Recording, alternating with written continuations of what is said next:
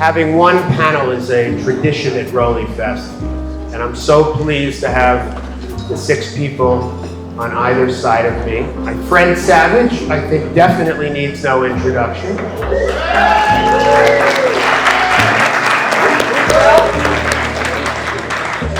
It would be very hard to call yourself a member of the watch community and not know who Kevin Odell is. Yeah!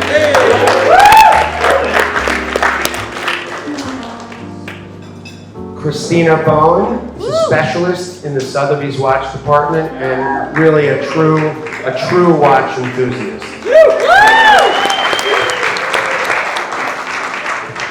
Gentleman to my left is Ralph DeLuca. Ralph is the vice chairman of pop culture at Sotheby's, but also a very noteworthy art advisor, and we'll get into that in a little bit.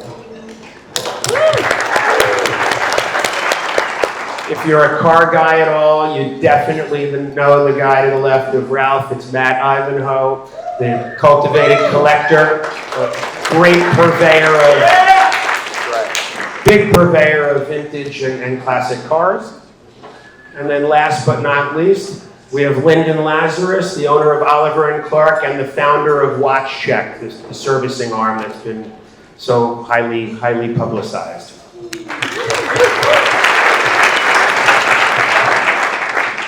Well, look, typically on these kinds of panels, we would largely discuss things like the current state of the market, what's trending, advice for new collectors, what to buy with a budget of $10,000, that kind of thing. Not today. In the spirit of this particular event, I thought we could focus a little bit more on the people and our great community. So with that said, let's start with you, Fred. Who in our hobby do you think influenced you most and why? In other words, who in our community sort of do you admire most and why? Well, who's influenced me and who I admire might be 2 different categories. Well, then give us both. But I think, one of the great things I think about this community is you get influenced by anyone, everyone. I mean, you're learning something from everyone's passion, interests, everyone's coming at it from their own perspective. So I feel like everyone here is in one way influenced me in some way. But the other wonderful thing about this room is I could really trace my entire journey through watches in here. I don't know if you guys have had a chance to meet, but you must check out Ken Jacobs, who's in this room somewhere. Ken owns a store in Los Angeles called Wanna Buy a Watch, and was the first person to even wake me up to vintage watches being a thing, that there's a story behind them and a history behind them. And so my whole journey was launched in the doors of Wanna Buy a Watch. Eric Wind is in the room. He definitely took me to another level and introduced me to scholarship and study and really nerdy, all things nerdy that we love about watches. And you, Geoff, I think you took me to my first watch auction like 10 years ago, and I met so many people, and that was probably the first time that watches and the people in the industry and the people that I followed went from online to being friends. And so I think my whole watch journey can be traced in this room, which makes me incredibly proud to be here and really happy to be part of the community. Kevin, let me give you the same questions. This is going to be hard. So I actually try to pride myself in not being influenced on other people. And the way I got into watches was I had a job at a pawn shop and I had to learn about watches because we were buying them off the street. And it became like this fun challenge for me to differentiate a real one from a fake one and then an original one from a service one. And that's kind of how it started. And then, I would just buy like one watch here and there and then watch this chick flick called Elizabethtown. And Orlando Bloom was wearing a Panerai. I have no idea what Panerai was. And so I guess Orlando Bloom would be influenced me because that's what that's what took me down the rabbit hole of learning the history about a brand and where they came from. Before that, I was just buying what I thought kind of like Omegas or Rolex or whatever everybody knew that I could see at the local store. And, so that, I have to mention that because that's kind of my roots, and I'd be lying if I didn't mention that.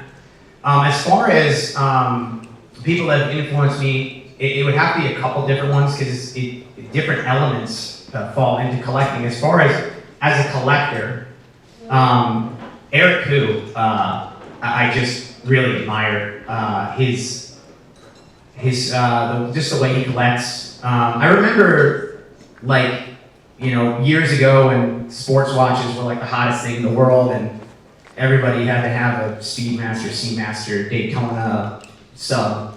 I don't know, those watches are cool. They just never really spoke to me. And I watched his Talking Watches, and I thought that it was really cool that Eric saw importance in other things that nobody else was looking at. And that was a big inspiration to me. And even to this day, he'll send me a picture of a watch through text. Hey, I just got this, it's really cool. And he knows that I would appreciate it and not many other people would, because they're just either not there yet or maybe they never will be. So I like that. And then, the other people that I would say were influences on me was,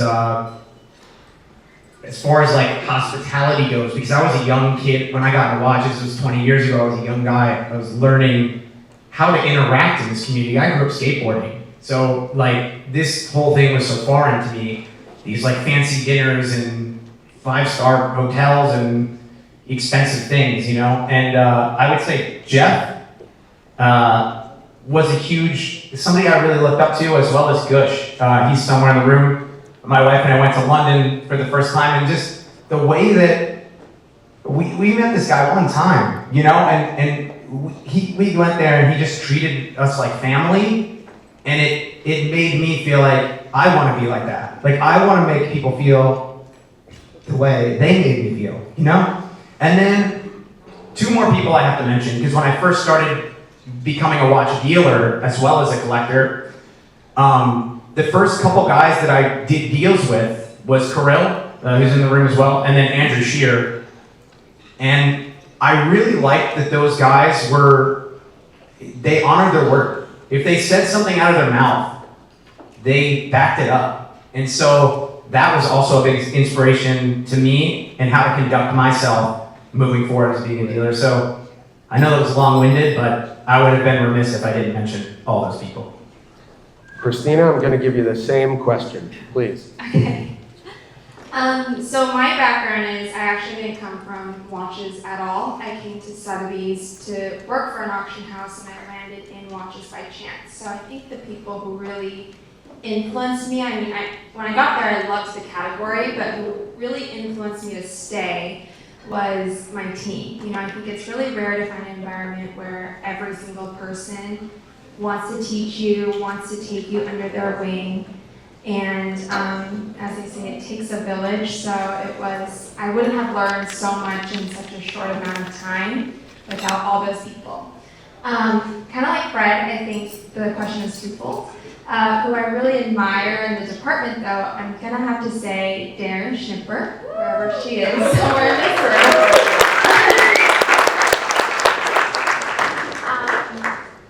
But she started her career in 1980, I believe, at Sotheby's, and was also one of the reasons why we have wristwatches as a category, and has gone on to sell some of the most important single-owner collections of all time. But when I started, I think I looked at her and thought, wow, you can start from being a cataloger and then go on to become, this chairwoman. Especially during a time back then when the industry was more male-dominated than it is today, right? So I think I looked at her and thought, okay, with dedication and deep expertise, you can really build this type of department and also influence the broader market, even as a woman.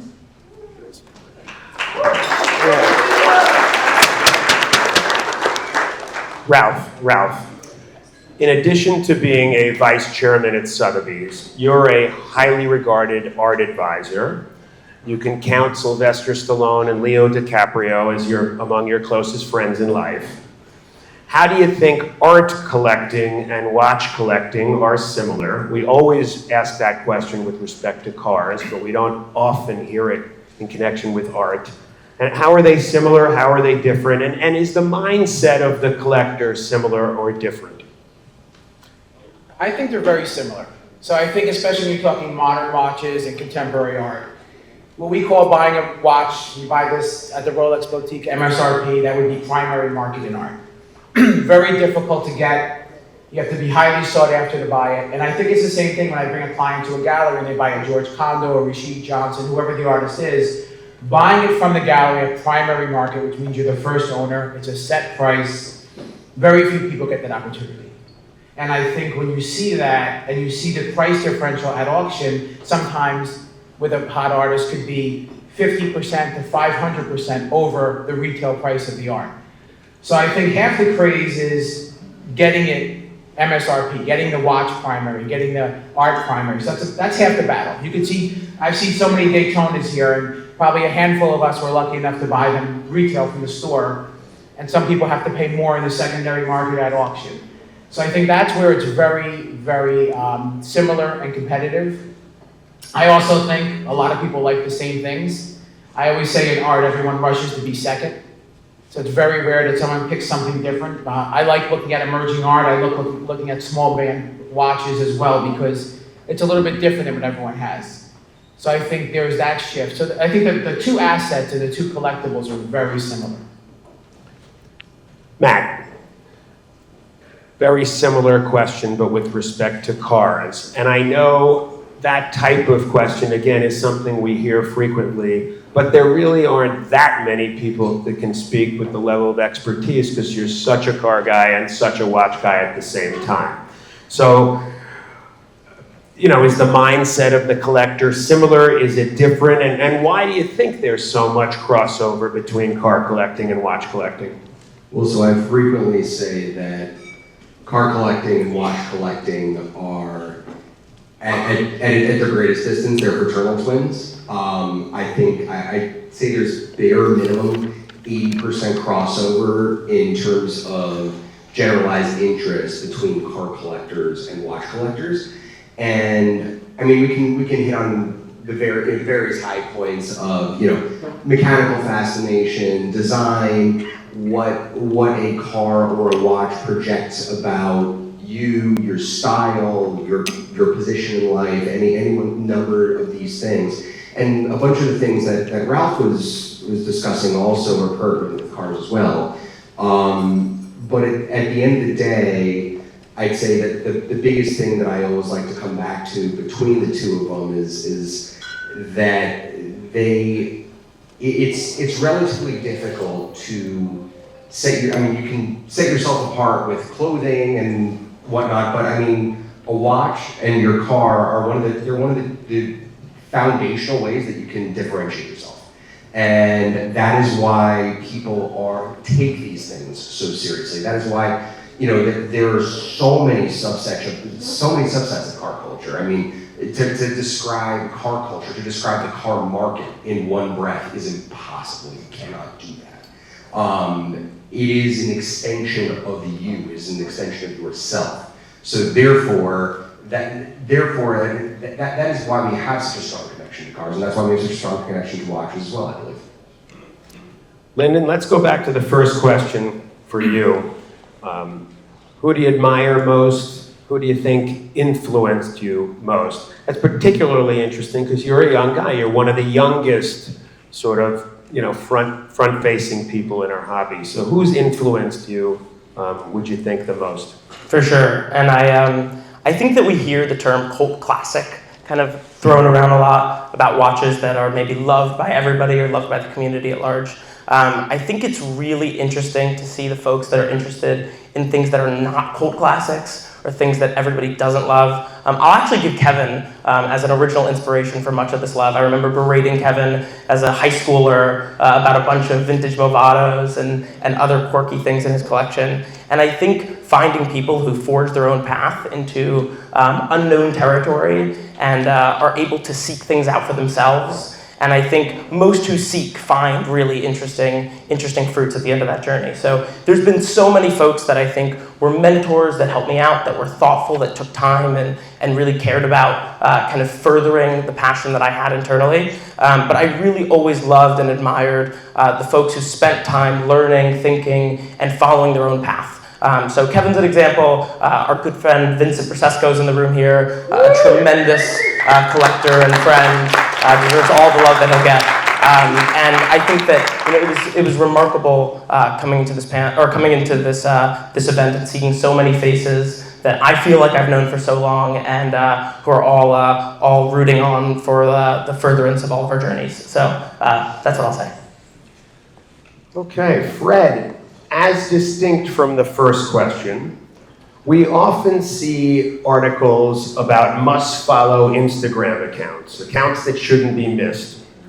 Putting aside their Instagram accounts, in real life, who are the one or two people in our hobby that you'd recommend that collectors meet and actually befriend in our community?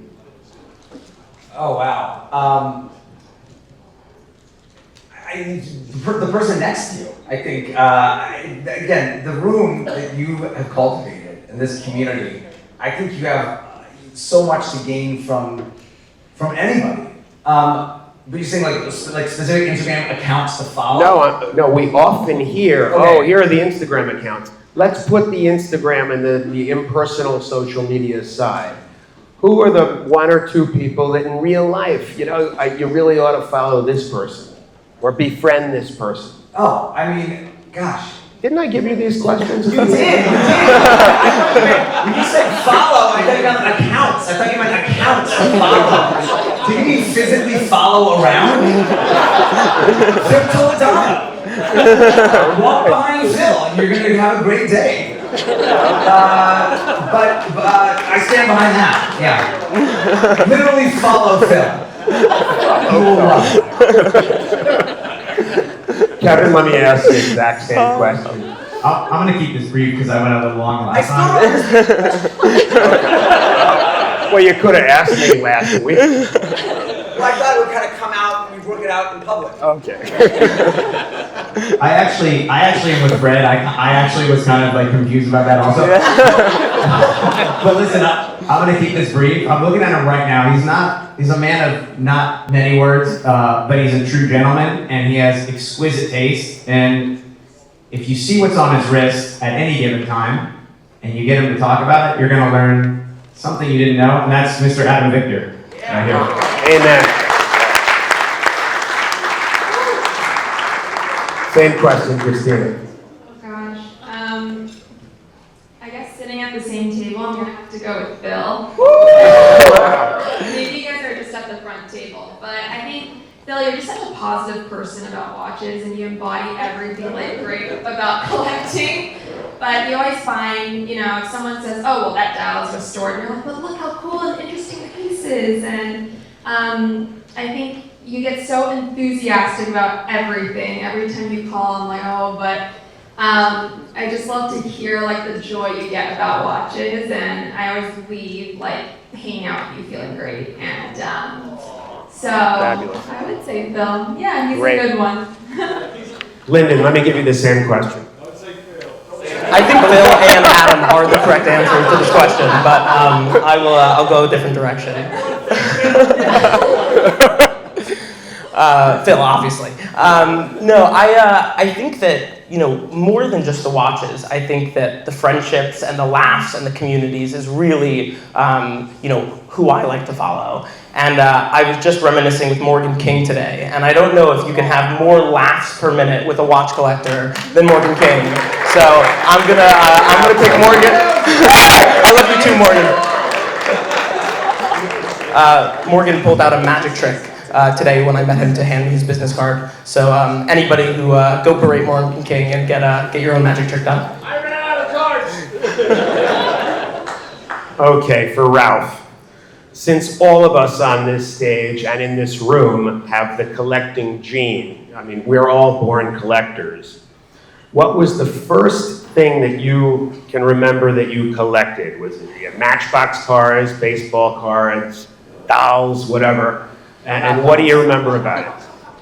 So I think the first thing I remember collecting was action figures, toys. I was born in '76, so really of the '80s.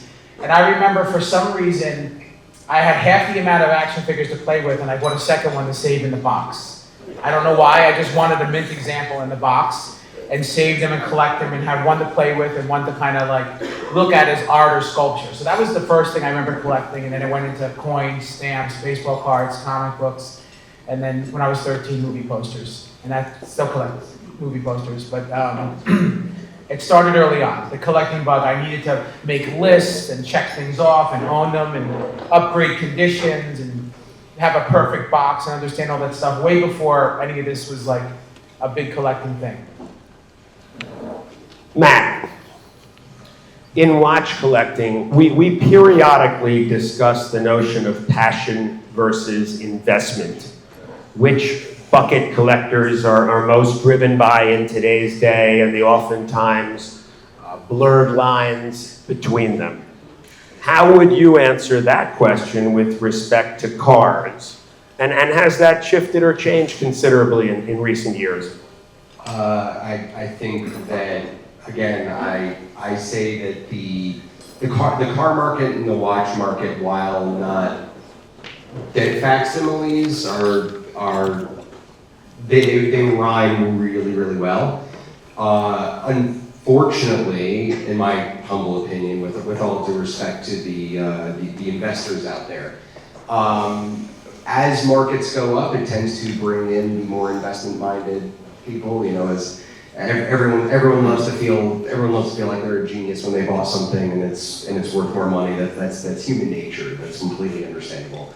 But in the car world, that absolutely happens. You have the same thing going on with primary market access and guys jockeying to try and become for a Ferrari Tops client, which just for those who don't know what that means, a Ferrari Tops client is a person who's entitled to purchase the ultra limited cars that they produce every 10 years, like the LaFerrari, the Ferrari F80, F50, Enzo, those kinds of cars. And all the things that all the hoops that you have to jump through in order to get those things. And there was a time when buying that kind of stuff was, a reward for being just a good customer. And yeah, maybe they went up in value, but that wasn't the primary driver of it. It was because you wanted those things. And in recent years, it's definitely become much more about investment and how your purchases can form a part of a larger portfolio. So while there are little differences, when markets go down and suddenly the investors head for the exits, as I like to say, the second that you start seeing the investment groups start buying cars, start selling, I think it's probably relatively similar in the watch world as well. Fred, as in any hobby or even in sports, certainly there are existing, established leaders and even some legends. And then there are the up-and-coming stars. Who do you think are the one or two rising stars in our hobby of watch collecting, and why? I will say that it's so encouraging seeing people coming in, and not just coming up from an age perspective, but coming in with such passion and really making an impact. I think, obviously you have to include Linden. I think, what he's built, from very humble beginnings, built, one really successful kind of brand name business, and, now well on his way to another. And I think that, the future is long and bright. I think there's really exciting people on the collecting side, the manufacturing side, I think Bryn Wallner, I think, what she is bringing to, what she brought to journalism, her eye, her perspective, her point of view didn't exist before. And in a really crowded space where a lot of watch journalism and, blogging and posting can feel the same. She's really created a niche, and then she's started, watch collabs, and so I think it's very varied and really exciting to see what she's going to bring next. Let me think, one more person who's like new. I don't know. I'll go with those two. And I just think, just because it's so varied, and I don't know what's going to happen next or what part of the business, but I just know that those two are exciting for me. Kevin, you want to take the same question? Sure. I actually didn't think about this one much because it's a hard question to answer. But actually, I have an answer, and it's not any specific person. It's actually a demographic that I've noticed over the last couple of years, and that's female collectors. Because you know as well as I do, we've been around a long time. There were very rarely females in the room at get-togethers, anything like that. Over the last 2 to 3 years, I have not only noticed more females reaching out to purchase watches, interested in watches, but their passion for watches is much different than the new men that have come into watches. Because like you were saying, a lot of the new people that have come in are investment-minded. What I've found with the female collectors is they are much more passionate and emotionally driven to their purchases. Those are watches they're not ever considering to resell. And that's something I really admire, because I feel like nowadays everybody is talking so much about what's the resale value. Oh, I'm going to sell this at the high, it's peaked, blah, blah, blah. And honestly, it's a bit disheartening to me, because when we got into collecting watches, it wasn't an investment. Like, you lost money on every watch you sold. There was no such term as resale value. You would buy what watch kept you up at night, and you would save up until you had enough money to buy it. And from the emerging female market into vintage watch collecting, that's what I'm seeing. And so that's my answer. Christina. For Christina, who's the person you've met through the hobby who you know you could never have possibly met but for watches? These are all hard questions. I mean, everyone in this room really. But the first person that comes to mind is actually Osvaldo Patrizzi. And it's really because when I first started at Sotheby's, the first group of watches I had to catalog was vintage Daytonas. There's a group of vintage Daytonas. And I was obviously very overwhelmed. And so one of my colleagues gave me Patrizzi's little pocket book on manual binding Daytonas, and it just, if you didn't know the book, it's a very easy to digest book that breaks down all the references for you, and it just made me like vintage Daytonas a bit better once I understood it. Years later, I ended up meeting him, and I told him this, and I thanked him for unknowingly helping me. And then 2 weeks after that, he came to our office and he brought 6 more of these little pocket guides that he had written, and they were on my desk. And it was always just like a small gesture, but it was so nice. And I also think that it embodies like the spirit of our community. But it was like a full circle kind of moment for me. Fabulous. Yeah. Linden, same question. Who's the person you've met through the hobby who you know you never could have possibly met but for watches? This is one of my favorite stories. I got into art seriously maybe about 3 years ago, and my first love in art was a German-American artist named Friedrich Kunath, who I fell in love with at a Frieze fair in Los Angeles. And right after that, I had went to a gallery in Los Angeles that was showing him, and I think I went back about 15 times during that one showing. Like every other day, I would come by the gallery. On my birthday, which was around that time, I went back and looked at the gallerist. And I very much had this feeling that this was like a person that needed to be in my life. I don't know, there was some kind of serendipitous connection there, but I had no connection to the guy. And then over a course of a number of months, I asked around and asked friends. Turns out he's a little bit of a watch collector, and a mutual client eventually, maybe 6 months later, connected us over text. Actually, about the same time, a friend who's in this room here today and I went to Europe to go see one of his shows and ended up convincing them to sell us a piece. So when I came back to the States, had him come by our office, and we have been instant friends since. I have lunch with him maybe every other week, and is one of my favorite people in the entire world. I have to pinch myself every time I see him, that this was one of my heroes and idols, and an amazing person that now I get to call a very close friend. So that's my answer. Ralph.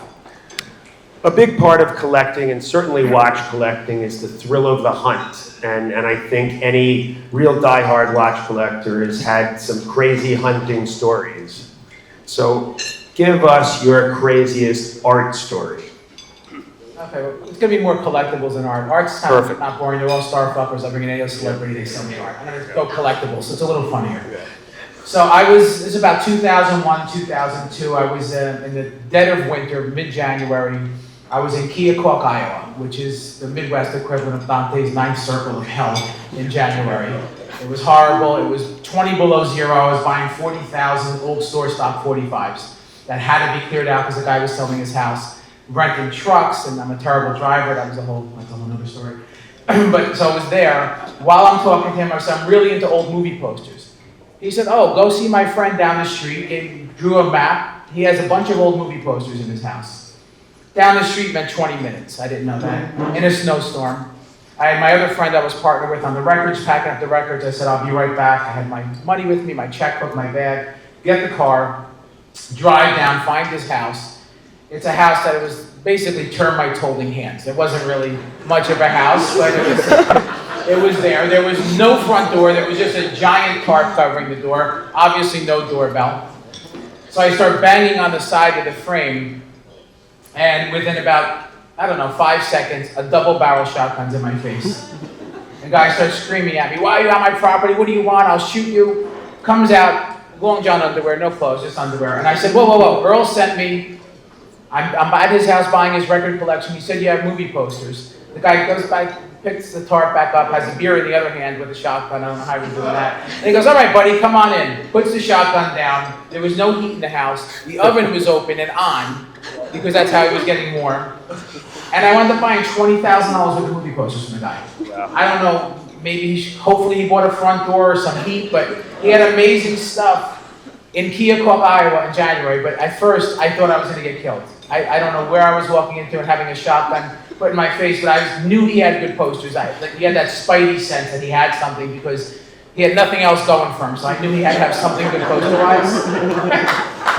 And he did. I wound up buying, I spent $20,000 with him, probably changed his life, and it's probably, way more than that in value in posters. I still have some of them, but it was really amazing. How'd you pay him? Cash. I always travel. Yeah, this guy didn't take credit cards, and I don't even know if he knew what a bank account was. So it was just cash. Yeah.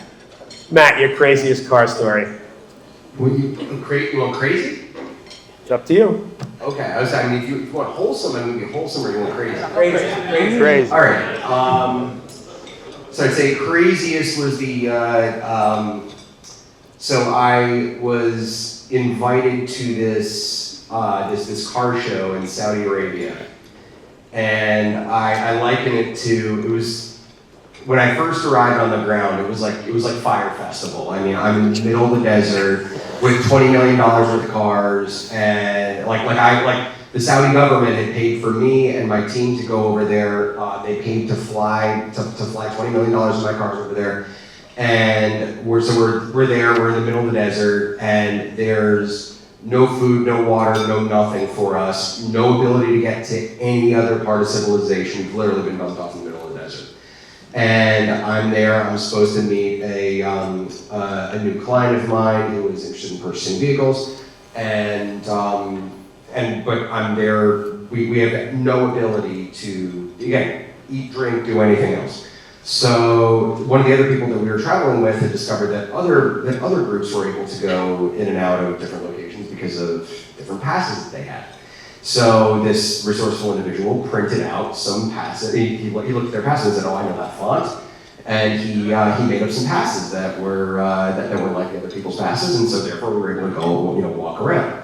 So as this client's on his way to come meet me to go look at the cars, I asked for an additional pass for him from one of the event organizers, who took a close look at a gentleman who I brought with me, who's half Saudi. Took a good look at his pass and said, "This is counterfeit." And next thing you know, we are cornered and detained for counterfeiting government property and being threatened with many years of imprisonment. So I sent a frantic text to my father saying, "If you do not hear from me in 2 hours, call the U.S. consulate. I've been arrested."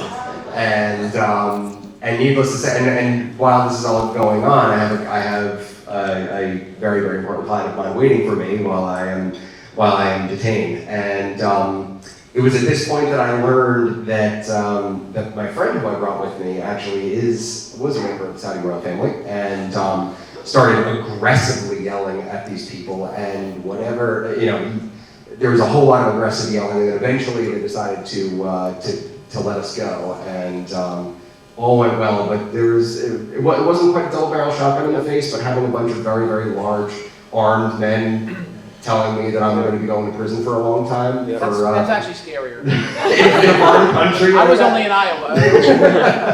Yeah, that was not fun. So fortunately I made it out. Fortunately, we did sell a few cars that day, so it all worked out well. Fred, your craziest watch story. Oh, craziest watch story? I feel like my watch stories are pretty tame. I go to a store, and I exchange money for watches, or an auction. But I have no good, Earl sent me stories. Well, if anybody knows Kevin, and I know Kevin maybe 15 years, we certainly know there's a litany of crazy stories. I don't know how you're going to answer this one, but let us have it. I still haven't decided which one I'm going to tell. I'm literally sitting here like, okay, I narrowed it down to 2 now. I had 3, now I narrowed it down to 2. So If you can keep them quick, you I'm can gonna finish this. ask Jeff, do you want a lighthearted story that involves New York, or do you want more of a story that involves me finding a watch that I ended up acquiring? I don't know. You're going to do them both really quickly. Okay, I'll do both really quick. One of them can be quick. So one was a few years ago. I was here skateboarding with my friend Corey in Midtown, and when I drive around in the car, I was looking for skate spots. But when I'm skating, especially on the streets in New York, there's all these people walking by, and I'm looking at everybody's shoes and their wrists, because I like watches and I like shoes. And I catch out the corner of my eye a Universal Genève watch with a JV Champion bracelet. And I've been looking for one of these watches for 5-6 years. It's a tri-compact exotic dial teal. I think I see teal, but I definitely saw the bracelet. So I start calling for the guy, and I'm on a skateboard, by the way, and I'm chasing him down the street in Midtown with my skateboard. He has headphones in, he's an older gentleman. He gets to the stoplight to cross the road, and I finally get his attention, and I tell him to take his headphones out, and I point to my watch. I'm wearing an IWC Porsche design, nothing special. And I said, "Can I see your watch?" And it was the Universal Genève tri-compacts in teal, of which there's 2 here at this event, including mine, but I think there's less than 10 known to exist.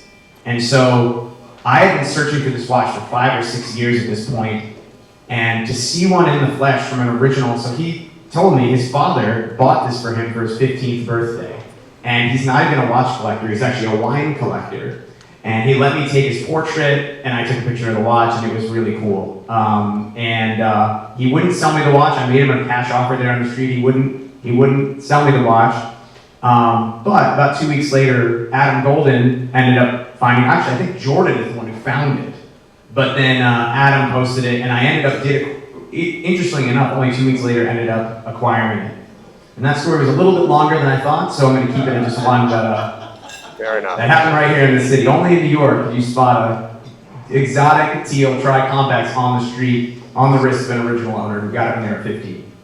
Linden, your craziest watch story. So I already called out one of my closest friends, or I guess one of our closest friends, Vincent Brasesco, and I'm going to tell one of my favorite stories about him. So I met Vincent when I was maybe 15 years old. How old are you now, by the way? I am 22 currently, so a little bit older than that. So shortly after meeting, Vincent invited me to his New York City Upper East Side apartment. I remember I tried caviar for the first time, which was insane. He didn't offer me champagne. It wasn't old enough yet. If it would have been a few years later, he would have. But so I met Vincent at his apartment, and I remember as I was leaving, Vincent pulled out his Omega book. So Vincent is a big Omega head. And he stopped at this one page and showed me this golf ball dial Omega Seamaster bumper that they made in the 1950s. And said to me very sternly that if I ever saw one of these watches, that I must buy it and let him know. So for the next maybe 3 or 4 years, I'm scouring, I'm looking all over the internet, trying to find one of these golf ball Seamasters to surprise Vincent with. I found exactly one on Instagram from a fellow in Europe and DM'd him a whole essay on why he should sell me this watch. He very emphatically told me there was no way in hell that he was ever going to sell me the watch and that I should stop reaching out to him ever again. So 3 years later, maybe something about that, 3 years later, Vincent is getting married, which was wonderful, and I was so excited to go celebrate that with him and his wife. And I was thinking to myself, okay, marriage is a once-in-a-lifetime opportunity to get someone a gift. What am I going to get Vincent? So the only thing that comes to mind is a golf ball Seamaster. Now, unfortunately, I don't know of one. One hasn't come to auction in the last, 5 or 10 years. And there is this one from this guy in Europe who has told me effectively to get lost and never come back. So I decide in that moment that I'm going to write this guy the most impassioned letter of why he should sell me this Omega Seamaster. I think it was 2 a.m. I was in Europe, actually, so maybe the time difference helped me out. But so I wrote this, 4-page letter on why he should sell me this golf ball Omega Seamaster. And he wrote me back the next day that while he told me not to reach out ever again, that in fact I was potentially in luck. That his roof was falling in, and he had promised his wife the day before that he was going to sell a piece of his watch collection. So I went back and forth with him a number of times. I made him an offer that was truly stupendous. I'm sure it's the most money ever paid for a bumper Seamaster, which is typically like a $1,500 watch. I paid many times that. Eventually got it in. It came the day before Vincent's wedding, and I gave it to him on his wedding day. And I have a video, which probably should be my home screen at this point, but is one of my favorite moments of watch collecting, to be able to give such a good friend the watch of his dreams. So thank you, Vincent, for wherever you are out here. Great.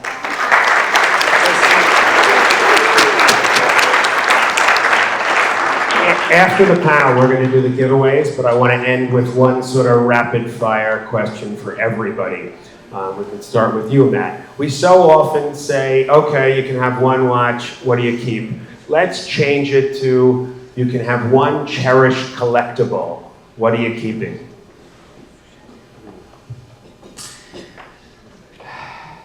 It's gonna be a car, and it's probably gonna be something weird. It'll probably be my 1970 Austin Mini Cooper S police car. They made 28 police cars. Austin made 28 Mini Cooper S police cars, which is pretty funny because they marketed them as pursuit vehicles, which is pretty cool. And you almost get arrested for that one too? No, I have been pulled over in that one multiple times, and the reason why I always get pulled over is that the cops always want to pose for pictures in front of me. So which is like I completely sympathize. I get it. That's why I own the car, but it is a little inconvenient at times being pulled over just for photo ops. So probably that, just because honestly, it's really fun. It's really cool, and it just puts a big smile on my face. Great. Ralph, one cherished collectible. Probably would be my King Kong 3-sheet movie poster. There's only 4 known One is in the Academy, and then me, Spielberg, and DiCaprio are the other ones. 7 feet high, King Kong on the Empire State Building. Took me 25 years to find one and get it. That's the one I'm running out. How'd you find it? Really interesting story. The collector who owned it, who wouldn't sell to me, defrauded somebody and was in a bankruptcy auction with a bunch of other posters. Metropolis and other thing, and I won it in the bankruptcy auction. Oh, cool. Christina, one cherished collectible. A watch? Collectible could be anything you own. Oh, interesting. Pick a watch.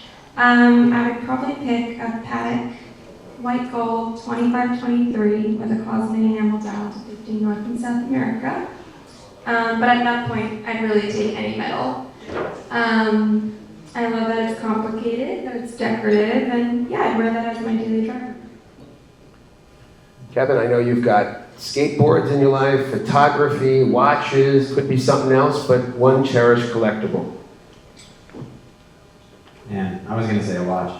I have a pair of Jason Lee Airwalks, and they're brand new in the box from 1994. And I got those shoes in 5th grade, and I really wanted them bad. And I skated in them, I tore them up, and Jason Lee quit skating to be a movie star, and they stopped making them. And I had them in olive green with a gum sole. And many years later, when I was married, I found a pair on eBay, brand new in the box, in my size. And I looked at where the location of the person was, and they were in Lake Ridge, Virginia. I lived in Woodbridge, Virginia, about 5 miles down the road.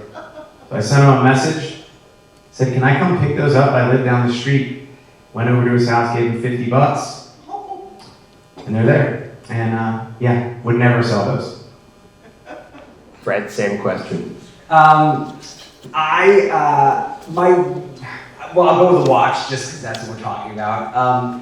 My wife, for our wedding, one of the watches I fell in love with when I first went into Ken's store was a 1016.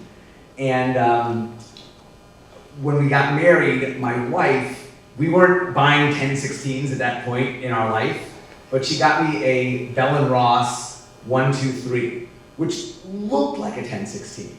And so it was kind of like our kind of, the working man's 1016. And she engraved it in the back, for our wedding. And, people say, well, what's the one watch you would never sell? And it just so happens to be the one watch that no one else would really want, but still, it's by far the most important watch to me, is that kind of humble Bell & Ross. And on the back, it was on our wedding, it said, the best is yet to come. And I feel like that really has been true throughout just every aspect of our lives together and my life with you guys. So I think I love the sentiment. So nice. Let's end on this, Linden. One collectible. So I was thinking of a multitude of watches that I hold near and dear, but I'm going to echo Kevin's sentiment and tell a shoe story. When I was about 7 years old, not that long ago, I know. When I was about 7 years old, I really badly wanted this. I know, right? That's factual, that's true. When I was 7 years old, I wanted this pair of skate shoes really badly. Supra was the brand. I think they're probably now defunct, but they were $250, I think. And I begged my grandmother every day for a year to buy me these shoes, I think for my birthday. And one day, my birthday came around and she bought me the shoes and I was over the moon. They were the greatest thing ever. And I loved them so much that I decided I wouldn't get them dirty or wear them at all. So I put them in the closet. I said, I'm going to keep them perfect. They're going to be wonderful. I'm so excited. I can't wait to wear them one day. And then maybe 2 years later, in 2012, I decided that I would put them on, and they didn't fit. It taught me a really wonderful lesson that the greatest collectibles are meant to be used and enjoyed, and I carry that forward with me now. Fabulous. Let's thank our panelists.